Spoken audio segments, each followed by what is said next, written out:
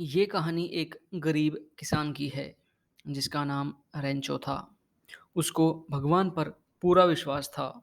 उसका विश्वास इतना पक्का था कि उसे लगता था कि जो भी धरती पर हो रहा है वह भगवान की मर्जी से हो रहा है।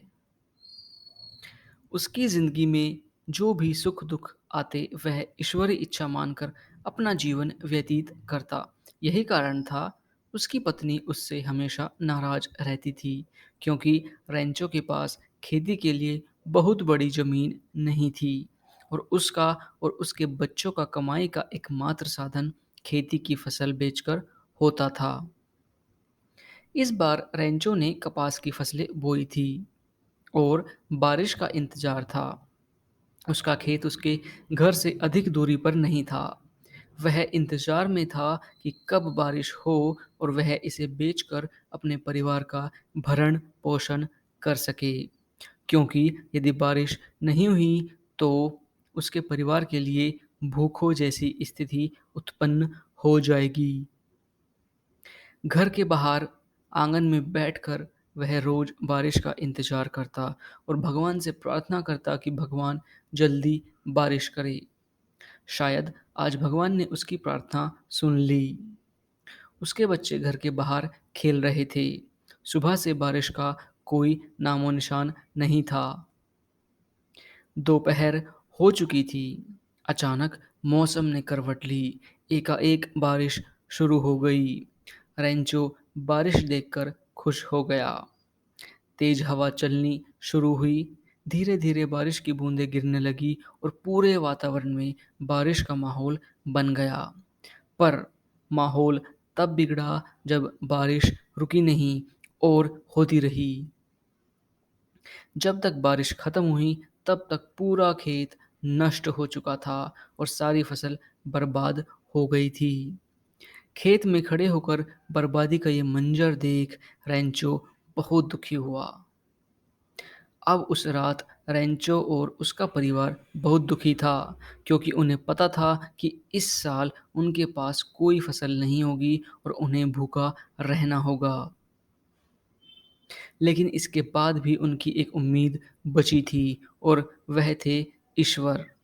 वह मानता था कि भगवान कभी किसी को भूखा नहीं मरने देंगे। रेंचो जानता था कि भगवान सब कुछ देखता है। भले ही वह एक किसान था, लेकिन रेंचो लिखना जानता था। अगली सुबह उसने भगवान को एक पत्र लिखना शुरू किया, जो कि अजीब था, पर ये उसका विश्वास ही था जिसने उसको इस काम के लिए प्रेरित किया। इस पत्र में उसने भगवान से वर्णन किया कि उसके खेत में क्या हुआ था और अगर उसे कुछ पैसे नहीं मिले तो उसके परिवार को कैसी परेशानियां आएंगी। उसने पत्र में भगवान से 100 रुपए की मांग रखी, ताकि वह अपने खेत को फिर से बो सके और फसल आने तक जी सके। उस समय 100 रुपए बहुत बड़ी रकम थी। उसने पत्र पर पते लाइन पर लिखा, भगवान के लिए। अब उसने डाकघर में जाकर पत्र पर एक मोहर लगा दी और इसे मेल बॉक्स में गिरा दिया। डाकघर में जब पत्रों की छटाई शुरू हुई तो वह पत्र एक कर्मचारी के पास गया। उसने पत्र के पते लाइन पर लिखा देखा, भगवान के लिए। ये देख वह हंसने लगा और धीरे-धीरे उस डाकघर से ये बात हंसी का एक विषय बन गया।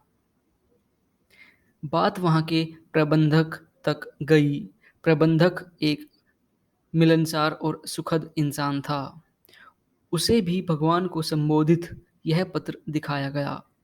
प्रबंधक भी जोर से हंसने लगा, क्योंकि उसने आज तक ऐसा कुछ नहीं देखा था। लेकिन अचानक वह तुरंत रुक गया और सोचने लगा कि इस आदमी को भगवान पर इतना विश्वास है कि वह उन्हें एक पत्र भेज रहा है। उसने पत्र को पूरा पढ़ा और मालूम हुआ कि पत्र में रेंचो ने भगवान से 100 रुपये की मांग रखी है। प्रबंधक यह भी चाहता है कि रेंचो का अद्भुत विश्वास बना रहे। प्रबंधक भगवान में रेंचो के विश्वास को तोड़ना नहीं चाहता था। इसीलिए उसने इस पत्र का जवाब देने का फैसला किया। लेकिन 100 रुपये बहुत बड़ी रकम थी। लेकिन प्रबंधक ने पत्र का जवाब देने का मन बना लिया था। इसलिए उसने अपने कुछ कर्मचारियों से पैसे मांगे। उसने अपने वेतन का एक हिस्सा भी दिया और अपने दोस्तों से भी दान पुण्य के नाम पर पैसे देने के लिए कहा। उसने वह सब किया जो वह कर सकता था, लेकिन केवल 90 रुपये ही जुटा सका। उसने 90 रुपये का मनी ऑर्डर बनाया और एक लिफाफे में रखा और उस पर हस्ताक्षर के रूप में केवल एक शब्द लिखा, भगवान। प्रबंधक ने डाकिया को बोला कि ये मनी ऑर्डर लेकर रैंचो के घर जाए। डाकिया उसके घर गया और बोला कि रेंचो के नाम मनी ऑर्डर आया है। उसने 90 रुपये का मनी ऑर्डर दिया। 90 रुपये का मनी ऑर्डर सुन रेंचो का परिवार बहुत खुश हुआ, खासकर रेंचो की पत्नी। डाकिया ये सब देख रहा था, लेकिन रेंचो अधिक खुश नहीं दिखा। वापस आकर डाकिया ने प्रबंधक को सारी जानकारी दी। प्रबंधक बहुत अच्छा महसूस कर रहा था, क्योंकि वह जानता था कि उसने एक महान कार्य किया है। 2 दिन के बाद डाकघर में पत्रों की छटाई के दौरान भगवान के लिए नाम से एक पत्र आया। ये रेंचो का ही था। पत्र सीधा प्रबंधक को दिया गया। प्रबंधक और उसके कर्मचारी सोच रहे थे कि रेंचो ने भगवान का आभार प्रकट करने के लिए ये पत्र लिखा होगा और अति प्रसन्न भी होगा। प्रबंधक ने पत्र खोला और पढ़ना शुरू किया। भगवान, पहले तो आपका बहुत बहुत धन्यवाद जो आपने इस बुरे समय में पैसे देकर मेरी सहायता की। मुझे पूरा यकीन था कि आप मेरी सहायता जरूर करेंगे। मैं आपको ये भी बताना चाहता हूँ कि मुझे 90 रुपये का मनी ऑर्डर मिला है, जबकि मैंने 100 रुपये की मांग की थी। मुझे यकीन है कि आपने 100 रुपये ही भेजे होंगे, लेकिन ये डाकघर के भ्रष्ट कर्मचारियों ने अपना हिस्सा मार लिया और मुझे 90 रुपये ही दिए। इसीलिए इस पत्र से के माध्यम से मैं अपने बाकी रुपयों की मांग कर रहा हूँ। और हाँ, आपसे एक अनुरोध कर रहा हूँ कि बाकी रुपये मुझे आप सीधा भेजें, क्योंकि ये डाकघर के भ्रष्ट कर्मचारी अपना हिस्सा मार लेंगे और मुझे फिर आपको पत्र लिखना होगा। तो दोस्तों, ये थी एक गरीब किसान की कहानी जिसने भगवान को पत्र लिखा। कहानी यही समाप्त होती है।